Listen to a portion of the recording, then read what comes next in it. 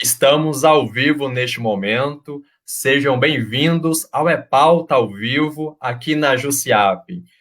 Eu comando nosso programa hoje com Soraya Assunção. Boa noite, Soraya. Seja bem-vinda. Boa noite, Will. Boa noite a todos que estão aí nos acompanhando. Nesta edição, nós recebemos o bispo Dom Armando Butiol, que é bispo da Diocese de Livramento de Nossa Senhora. Dom Armando, seja bem-vindo. O senhor nos ouve?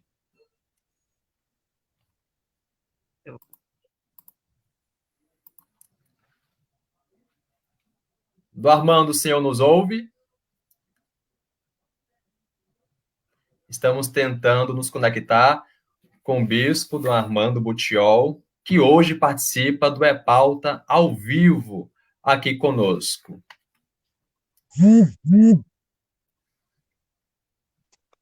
Dom Armando, o senhor nos ouve? Agora sim, Dom Armando, conseguimos conectar com o senhor. Boa noite, Dom Armando, seja bem-vindo ao Pauta ao vivo e quero agradecer imensamente pela participação do senhor aqui conosco hoje. Sou eu que agradeço, William, Soraya, por esta oportunidade de conversar com vocês e por meio das redes digitais, também com o amado povo de JuSiap. Recebam todos uma boa noite e a minha gratidão por esta oportunidade.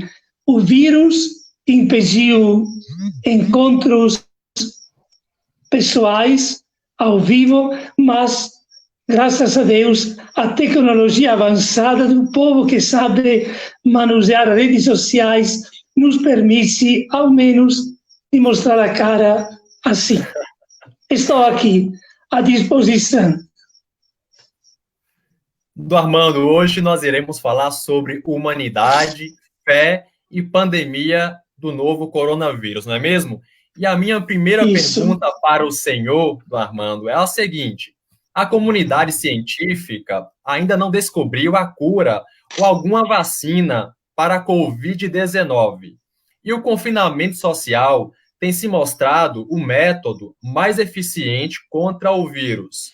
Se olharmos para os ensinamentos que Jesus nos legou, qual seria a postura ideal que todos os cristãos deveriam adotar para amenizar os efeitos da pandemia? O amor ao próximo, Dom Armando, é o verdadeiro caminho nesse momento de também crise humanitária? Veja, William, antes de tudo quero manifestar a minha solidariedade humana a todas as pessoas que sofrem pelo mundo afora e, sobretudo, nesse amado Brasil. Em várias cidades maiores, o sofrimento é grande.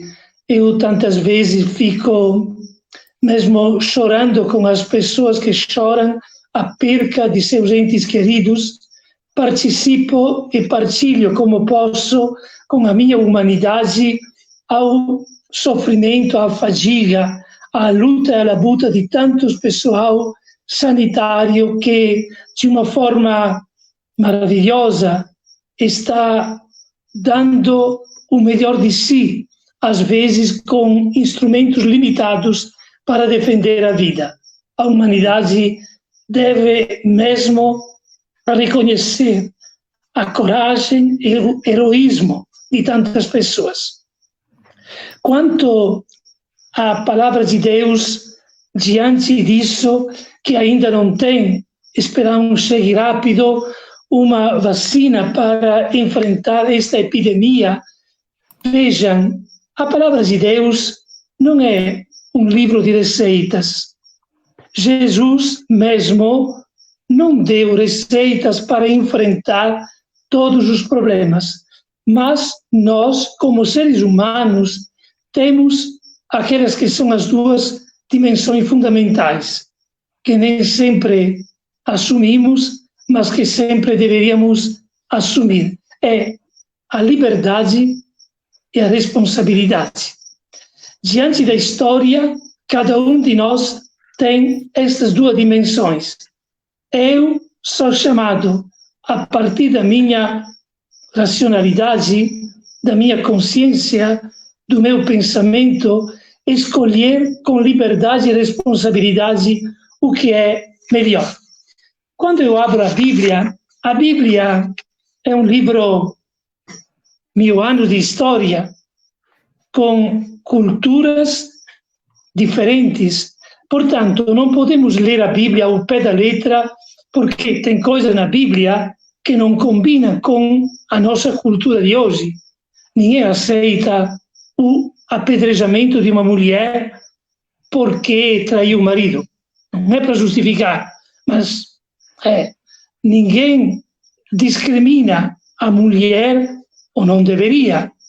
Para na Bíblia, refletindo uma cultura, isso acontece. A pena de morte, hoje, a consciência crítica social, não aceita. Na Bíblia, isso é normal. E a Igreja demorou para compreender que alguns valores pertencem ao substrato cultural e não à palavra de Deus. Portanto, a palavra de Deus propõe valores. Valores, resumindo, que defendem a vida. Como luzes a serem enxergados, valores que nos permitem de fazer um discernimento, o que é bem e o que é mal. Toda aquela que nós chamamos a ética, ou na linguagem da Igreja, a teologia moral, se fundamenta em examinar a palavra de Deus em seus 73 livros, 2000 anos e mais de história, e tentar de detectar o que está como valor fundante que corresponde àquela imagem de Jesus Cristo, de Deus, que Jesus Cristo nos apresentou. E portanto, diante desta epidemia, quais são os valores que nós, como crentes em Deus, seguidores de Jesus Cristo, somos chamados a seguir? Eu resumo dizendo: a vida humana é um valor supremo. Portanto, tudo aquilo que se coloca ao serviço da vida deve ser proposto e defendido. É claro, aqui nós podemos ter antropologias diferentes, valores que não combinam de imediato. Portanto, o diálogo, veja o grande debate aqui no Brasil e no mundo, entre a defesa da vida, da saúde e a economia. São dois valores. Qual é o prioritário? Como articulá-los? Aqui o debate deve ser não de polêmica, mas de diálogo sincero, mas sempre, eu afirmo, colocando a vida humana ao serviço de tudo. Não sei se é suficiente, mas a conversa poderia demorar muito. Então, abrindo a Bíblia, não encontramos receitas, mas luzes que nós devemos contextualizar, usando a razão, que não deve ser um enfeite, e defendendo liberdade e responsabilidade. Quando eu falo aos jovens, digo, cuidado, porque uma liberdade sem responsabilidade torna-se libertinagem. E uma responsabilidade que não vive mesmo neste diálogo constante, captando e discernindo o que é melhor possível hoje, não permite de nos orientar na vida. E muitas confusões, polêmicas, nascem mesmo, para mim, pela falta desta clareza metodológica em fazer avaliações. Muito obrigado pela resposta, do Armando. Eduardo, eu quero fazer só, complementando aí a pergunta, né? As pessoas para usarem, né, vamos dizer assim, as máscaras, né, o álcool em gel, todas as orientações que são submetidas pela Organização Mundial de Saúde, né, muitas pessoas elas não fazem esse uso, né, não querem fazer isso, e eu volto à pergunta, né, usando a máscara, ou seguindo todas essas normas, né, da OMS ou do Ministério da Saúde, é um gesto de amor a si mesmo e ao próximo. Concorda, Dom Armando? Com certeza, estou plenamente de acordo. E sabe, às vezes ouvindo também conversas, vendo comportamentos, pergunto-me por que algumas pessoas querem desobedecer às normas fruto de ciência e sabedoria. Tem uma falsa concepção da liberdade. Se diz que a minha liberdade termina quando prejudica a liberdade do outro, e a conversa seria muito demorada neste âmbito. E, porém, é uma falsa liberdade quando eu prejudico com a minha presunta liberdade a saúde, o bem do outro, eu estou traindo a minha liberdade porque anda com a irresponsabilidade.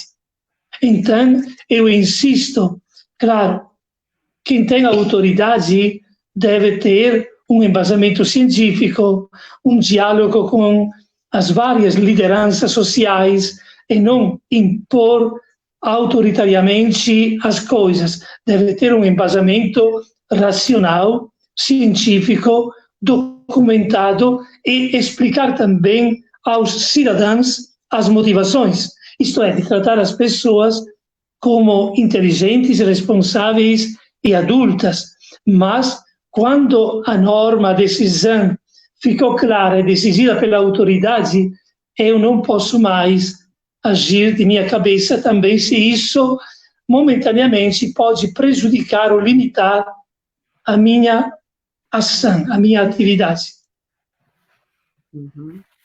Então, continuando aí, eu faço a pergunta, né? O brasileiro, de um modo geral, tem se mostrado contrário, quase o que eu falei aqui agora, né? Às orientações das organizações internacionais de saúde, ao adotar a desobediência civil em muitos lugares onde há registrado a Covid-19. Essa desobediência também seria uma desobediência religiosa, contrariando os preceitos da igreja? Veja, Soraya, eu acredito que qualquer ordem deve ser filtrada pela nossa consciência. A voz de Deus dentro de nós é a consciência. Eu posso fazer a objeção de consciência, como se diz, portanto, me colocar fora da lei somente quando eu tiver suficiente reflexão e motivações para contestar a ordem. Por exemplo, diante da guerra, o jovem que é mandado a matar, a consciência pode dizer, não, eu não quero, porque é contrário à minha consciência. O caso, por exemplo, pelos vários países do mundo se apresenta diante do aborto. Um médico que tem consciência que não quer praticar aborto é obrigado como médico? Aqui entra aquela que é chamada a objeção de consciência. Portanto, a lei não é um absoluto. A lei é justa quando, porém, defende a vida. Ora, é verdade, várias pessoas aqui no Brasil andam soltas, porém, eu vejo aqui na região que muitas pessoas se comportam com grande responsabilidade. Infelizmente, vamos dizer, no Brasil, autoridades não fizeram a opção clara em defesa da vida. não valorizaram a experiência de outros países e também da autoridade sanitária e criaram confusão no Brasil. Isso eu reconheço sem entrar em polêmica e sem me colocar de um lado ou do outro.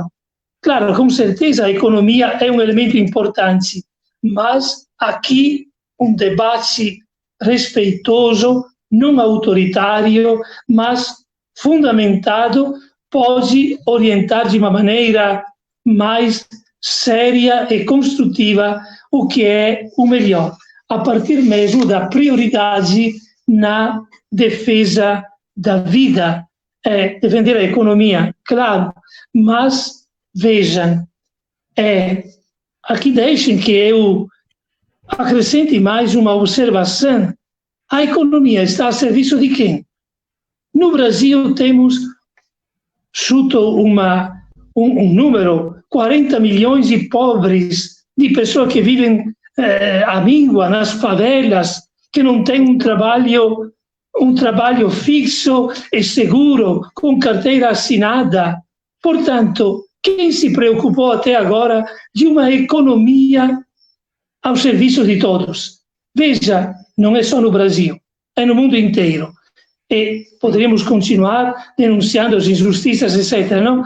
Portanto, defendemos uma economia que não seja a serviço do capital e de alguns poucos privilegiados, mas uma economia que esteja sempre a serviço da vida, porque senão é uma solene mentira, aquela que nós estamos muitas vezes professando. Esta é a minha postura como ser humano e ainda como discípulo de Jesus Cristo. Devemos aprender a ser mais justos e solidários, sobretudo com as classes que também agora estão pagando um preço muito alto com a própria vida, que morrem no Brasil como no mundo, na grande maioria, são os mais desfavorecidos. Uhum. Concordo, Armando. Diante, de um grande trauma marcado por mortes, distanciamentos, ansiedade, angústias e outros males, a humanidade vai superar a pandemia e talvez, por uma reflexão imposta pelo vírus, vai sair dessa crise com pessoas melhores, do Armando? William, eu não tenho certeza. Eu não tenho certeza. É minha esperança que sim. Veja, eu estava refletindo em cima desta questão que é muito séria. Como sairá a humanidade? Se eu olho a história, a epidemia, a febre espanhola de 100 anos atrás, não gerou uma humanidade, uma Europa melhor. Tanto que depois, fascismo na Itália, nazismo na Alemanha, o comunismo com tudo aquilo que aconteceu na Rússia, a humanidade foi trilhando caminhos não de solidariedade social e de amor, mas nem uma guerra trágica como a Primeira Guerra Mundial, nem a febre que matou, dizem, 50 milhões de pessoas, foram suficientes para que a humanidade compreendesse que devia estreitar laços. Somente depois da Segunda Guerra Mundial, e aqui venho em tempos mais próximos, eu nasci logo depois que terminou a Segunda Guerra Mundial, a humanidade, a Europa, começou a estreitar laços e a compreender que somente unida podia se ajudar melhor. Mas, olhando os últimos 50 anos, sim, grandes políticos, poderia fazer nomes, contribuíram para esta união. Porém, agora, parece que tudo está se esfacelando. Então, diante desta epidemia, a humanidade, como será? Sabe, um menino, um jovem, não cresce, não amadurece pelo medo. O medo não amadurece as pessoas, pode obedecer por medo de para não apanhar mais. E então, se a epidemia for vista como algo que amedronta e não como algo que nos faz cair na realidade e tomar consciência que a humanidade é frágil, que a ciência não resolve todos os problemas e que somente tendo sabedoria, o sentido mais pleno de discernir quais são os sentidos e os valores para nortear a própria existência, se não houver sabedoria, nem a ciência, nem a ameaça do vírus vai fazer crescer a humanidade. É minha esperança, porém, não vivo na ilusão.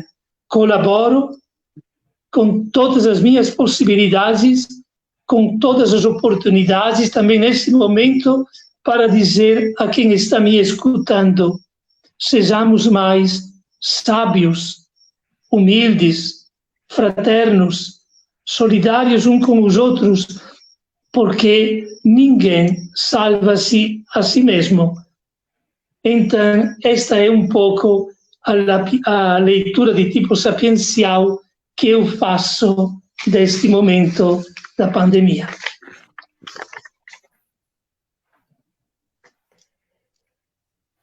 Continuamos com Soraya.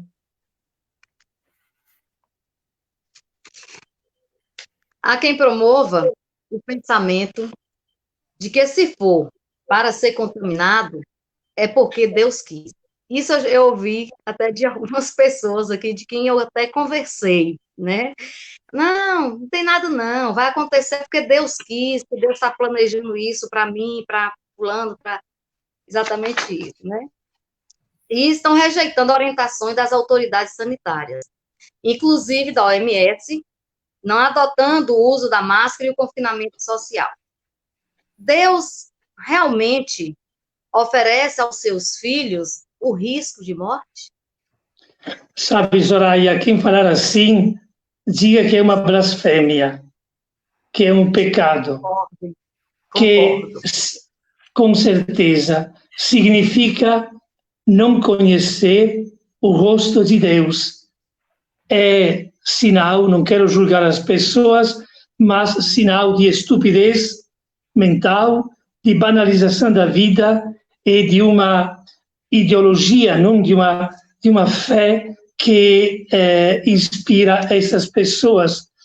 Quando eu falo de Deus e me refiro ao Deus da Bíblia, não é um Deus qualquer, é o Deus cujo rosto Jesus me mostrou. E só cito algum caso.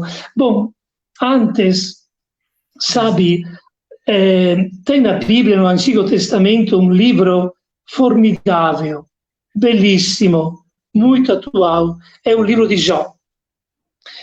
Jó é a pessoa justa que sofre e que coloca na história da cultura e da religiosidade o problema da dor inocente. Então, o livro de Jó termina com Deus que entra em cena e diz aos críticos de Jó, representantes da teologia tradicionalista, e Jó, que é a expressão da novidade, fruto de uma cultura nova que estava se amadurecendo. Deus impõe o silêncio e diz: vocês não entendem nada. E Jó diz: agora conheço Deus, não de ouvir, mas por experiência. Quando veio Jesus, o que ele fazia? Cuidava dos mais sofredores, dos excluídos. Quando lhe perguntam 2 casos de crônica que tinham acontecido, caiu a torre de Siloé, morreram vários operários. Perguntam a Jesus: por que morreram? Quem é o culpado? Depois dos mesmos dias, o governador Pôncio Pilatos manda matar vários galileus, talvez revoltosos, e perguntam a Jesus que dê uma interpretação destes fatos. E Jesus corta e diz: não atribuímos a Deus a responsabilidade, mas procuremos fazer uma leitura, uma interpretação sapiencial destes acontecimentos para viver uma vida melhor. Outro caso no Evangelho de João, capítulo 9, tem aquele homem cego de nascença que Jesus cura. E até os discípulos perguntam a Jesus: se ele nasceu cego, é pela culpa dele ou dos pais? Pergunta boba. Não é por aí que nós podemos colocar Deus. Esta é ignorância religiosa que, porém, deve ser totalmente superada. Por que veio este vírus? Eu não sei, não sou cientista para determinar as causas, porém, a minha leitura, como diante de qualquer acontecimento, diante de uma morte ou de um progresso ou de um sucesso, tudo devo procurar, à luz da palavra e do Divino Espírito, descobrir qual é o ensinamento para mim ou para nós que todo acontecimento nos proporciona. Essa é a leitura que os evangelhos nos orientam a fazer. Do Armando, o ator Flávio Migliatti, que nos deixou neste mês, provavelmente se suicidou. Deixou uma carta, né, que reproduz o pensamento de filósofos modernos, ao afirmar que a humanidade não deu certo. Do Armando, a humanidade falhou no seu propósito? William, um problema que você está colocando me questiona profundamente, porque na minha vida acompanhei várias pessoas trabalhando sobretudo com dependentes químicos e alcoólatras, e também com pessoas que tinham graves problemas psicológicos que chegaram depois ao suicídio. O suicídio é um drama grandíssimo. No ano passado teve um grande e importante debate aqui na Câmara dos Vereadores de Livramento, e 800 mil pessoas que chegam a esta escolha ou fuga da vida. Portanto, é difícil dar uma resposta a partir da declaração que este Flávio fez. Cada qual, eu digo, vê o mundo segundo os óculos que a vida lhe proporcionou. Pessoas que mais sofreram, mais sensíveis, às vezes mais inteligentes, eu encontrei na minha vida, são as pessoas mais expostas também à depressão, a um grande sofrimento, a uma ruptura interior. Sobretudo quando faltar alguns bons relacionamentos e experiências positivas, pede-se que todos nós, no lugar de julgar, procuremos ser mais humanos. E penso que se este homem, este ator, chegou a este gesto, é porque dentro dele passou tanto sofrimento, pessoa muito sensível, e, portanto, a partir da experiência negativa para com a vida, ele acabou generalizando, dizendo: o mundo é mau, o mundo é colocado mesmo no desespero. Olha, diante de tantas coisas negativas que acontecem na vida, olha, fome, guerra, injustiças gritantes, exploração dos mais frágeis, a indiferença que muitas vezes mata, não não só aquela planetária, mas aquela pequena do dia a dia, tudo isso dá para desanimar. Eu, porém, guardo a esperança fecunda, uma esperança fundamentada na promessa de Jesus. E aqui, quem tem fé, não é que tem um mágico, uma solução mágica. A fé, se bem elaborada, com a ajuda de pessoas que não impõem regras, mas que partilham afeto, compreensão e carinho, tudo isso é uma grande ajuda para enfrentar e superar essas crises. Eu falo pela minha longa experiência nesse sentido, com, vou dizer, centenas de pessoas cujas dores eu escutei com carinho e respeito. Portanto, nada é automático. E não penso que podemos dizer que a humanidade fracassou totalmente, porque também hoje tem tantas pessoas que eu conheço e encontro maravilhosas. Ouço histórias lindas de pessoas que doam a sua vida com competência, com maturidade. Falava no início, médicos, enfermeiros, pessoal, trabalhadores. Passou agora a colheita do lixo.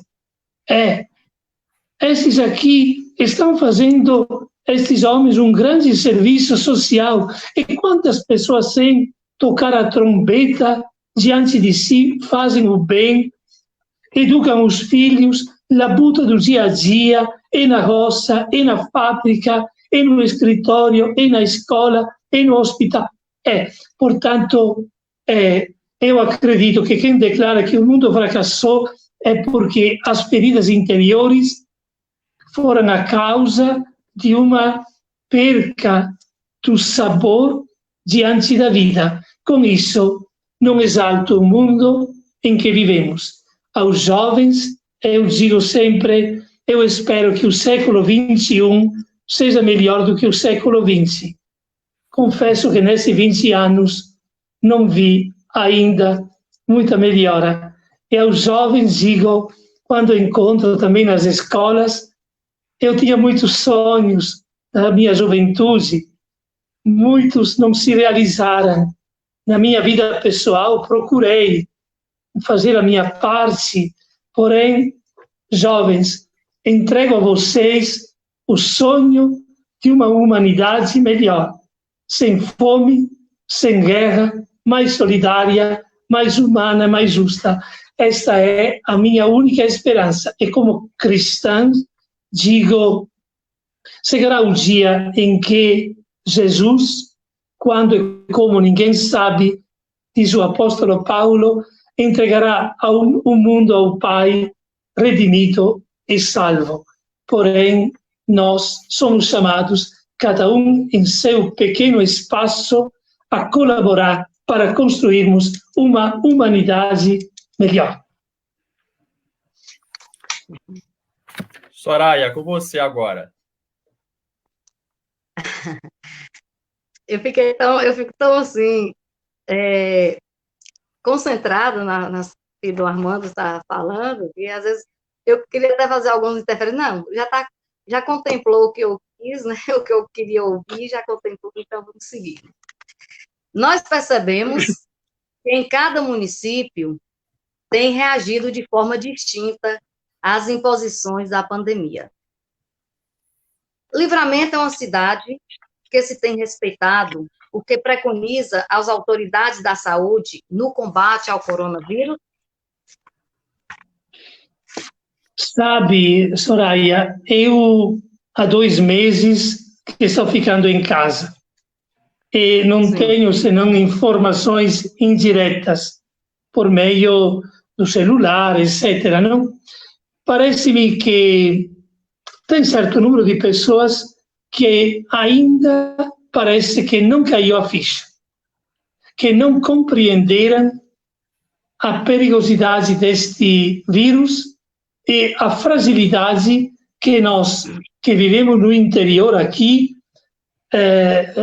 vivemos, não tem UTI, não tem, veja, grandes cidades que estão com os hospitais repletos de doentes, pessoas que morrem aos milhares.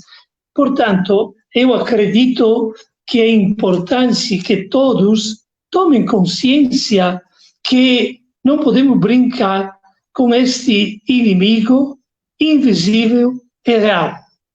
Por minha parte, insisto em ter prudência e paciência.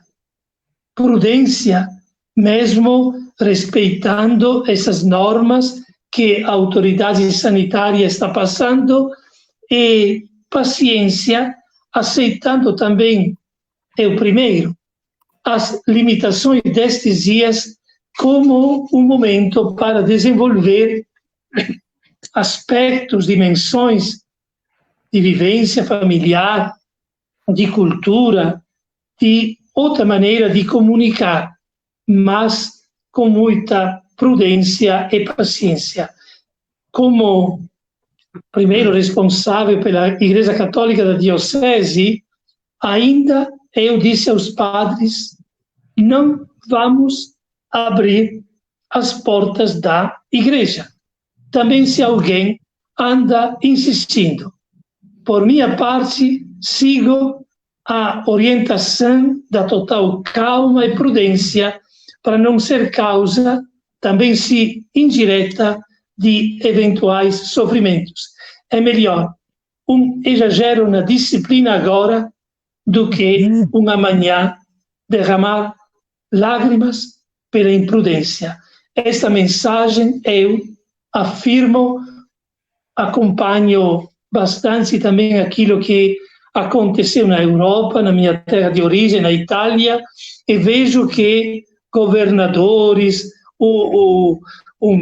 as autoridades centrais, o primeiro-ministro e seus colaboradores são muito, muito cautos e prudentes. E lá tem maiores recursos para poder também se proteger. Mas o preço que a Europa, a Itália, a Espanha, a França e a Inglaterra pagaram, agora os Estados Unidos e o Brasil, a América Latina, é alto demais para brincarmos com esta epidemia. Precisamos ser mais sérios e responsáveis. Eu insisto, espero que também os responsáveis políticos da região entendam qual é a minha opinião. Depois cada um assuma a sua responsabilidade. Dom Armando, qual vai ser a lição, né? Qual lição possível o mundo vai tirar da pandemia em um mundo pós-pandemia?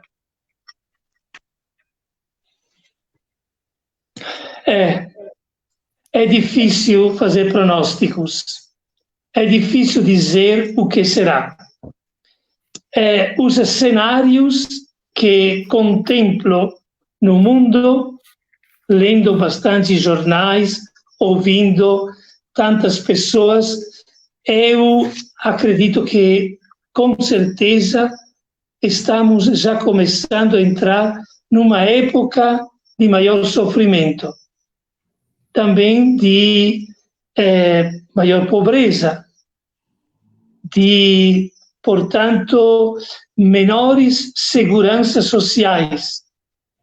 Ora, penso, e aqui coloco toda a minha responsabilidade também dentro da Igreja Católica, para pedir que haja maior solidariedade social e que a política, com P maiúscula, começando pelas prefeituras, estados, governo central, que todos tenhamos uma sensibilidade e que, como cidadãos, todos cobrem dos seus eleitos fidelidade, transparência, não desvio de verba, detectar as prioridades, porque não será automático a melhora. Porque o egoísmo humano, a cobiça, a soberba, todos os vícios capitais permanecem tais e quais. E quanto mais aumenta o perigo, se nós não tivermos um crescimento de humanidade, podemos nos tornar, como dizia o filósofo Hobbes, homo homini lupus, que cada homem é um lobo para o outro homem. Esta era a frase que, ainda em 1600 e pouco, esse filósofo dizia: poderia a humanidade se devorar, Estado contra Estado. Vejo aquilo que está acontecendo também nesses dias na Europa, cada um defendendo o próprio país, e enquanto, claro, legítima defesa de governante do próprio país, mas numa sinfonia e numa solidariedade global. Ninguém é feliz e se salva se o navio, pouco a pouco, está afundando. Soraya, com você. Que pena, nós já estamos encerrando, poderíamos ficar aqui, né, muito mais tempo, a conversa está muito boa, mas nós temos esse tempo aí limitado, né? Então, vamos lá.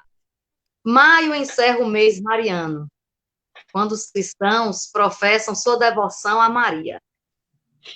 E também, no final do mês, estamos celebrando o Pentecoste, né? O momento de evocar o Espírito Santo. Dito isso, qual a mensagem que o Senhor deixa para quem está nos acompanhando nesse momento e em outros momentos também? Que bonito, que bonito. Bom, penso que Maria é a mulher que mais foi repleta do Espírito Santo.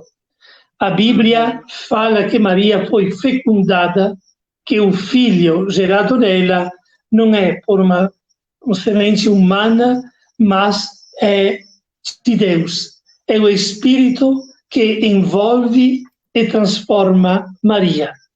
Então, as duas dimensões da nossa fé, a conclusão do mês de maio, que a tradição e a piedade popular dedica à oração do terço, à devoção mariana, e o Pentecostes, são dois momentos muito significativos que nos ajudam, antes de tudo, a amar a vida, porque o Espírito é o Espírito da vida.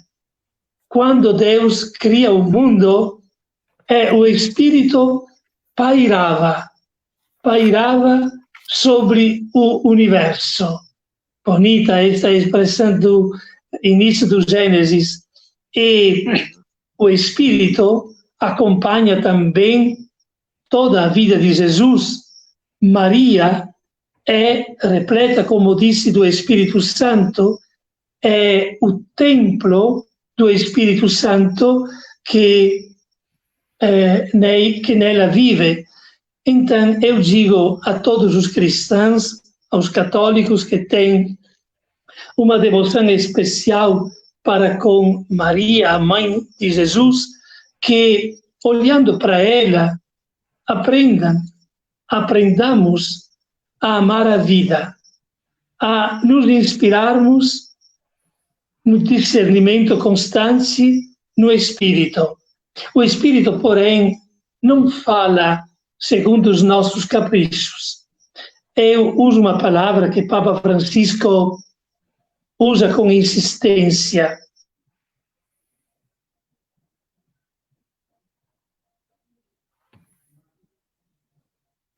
Nós estamos reconectando com o bispo do Armando Butiol neste momento. Ele estava finalizando, mas vamos tentar reconectar para que ele possa finalizar a mensagem aqui no É Pauta. Soraya, enquanto ele tenta reconectar aqui, vamos tentar reconectar com o do Armando.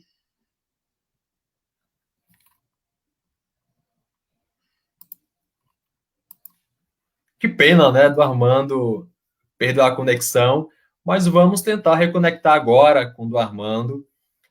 Foi um problema técnico de conexão, ele estava finalizando a mensagem. Neste momento, ele está tentando reconectar. Vamos ver se o bispo consegue reconectar. E voltando aqui a falar sobre essas questões filosóficas, humanitárias, né, que são pertinentes neste momento de pandemia, o bispo deixou claro, né, o quanto a humanidade precisa de consciência, de serenidade e de uma visão mais reflexiva, de sabedoria e de uma visão mais reflexiva. Ele deixou essa lição para que todos nós possamos seguir adiante. Estamos tentando agora reconectar. Do Armando, o senhor nos ouve? Agora estou ouvindo. Que bom que o senhor estou vendo e ouvindo. Ótimo. Então eu termino rápido. Estava dizendo da necessidade de viver este final do mês de maio e na festa do Pentecostes como um momento para adquirirmos sempre mais sabedoria. E estava falando da palavra discernimento, que é a capacidade de avaliar o que é o melhor, não só na minha vida, mas na vida da comunidade toda com a qual eu partilho e participo a vida. Portanto, verdadeira devoção a Maria é imitá-la, defendendo a vida, servindo a vida, amando a vida. Acabou. Do Armando, Sim. Nós gostaríamos de agradecer o senhor enormemente pela participação aqui no nosso programa ao vivo e dizer que o programa foi muito bom com o senhor, viu? Obrigado, William. Obrigado, Soraya, por esta oportunidade. Mando uma saudação a todos lá que amo e conheço na paróquia de Nossa Senhora da Saúde. Um grande abraço ao Padre Gilvânio, que há tempo não vejo, mas a todos, muito, muito obrigado pela escuta, pelo acompanhamento. Esperamos de poder quanto. Estamos perdendo a conexão. Talvez possa ser um problema de conexão mesmo, um problema técnico aí, que o bispo enfrenta neste momento. Então, a gente agradece, né, William, assim, a participação do Armando. Nós teríamos... Do Armando voltou. Agora voltei. Pronto. Do Armando, nós vamos reforçar esse nosso agradecimento pela participação do senhor aqui ao vivo conosco. Muitíssimo obrigado mais uma vez. Sou eu que agradeço a você, William, a você, Soraya. Estava dando uma saudação ao povo de Jussiape, que amo tanto, e espero não demoramos a nos reencontrar, não só virtualmente, mas corporalmente, fisicamente. Por enquanto, continuemos na paciência e na responsabilidade para defendermos a vida. Então é isso. Ficamos por aqui, nos despedimos do público, agradecemos pela audiência e uma boa noite. Boa noite a todos. Boa noite. Até a próxima, pessoal.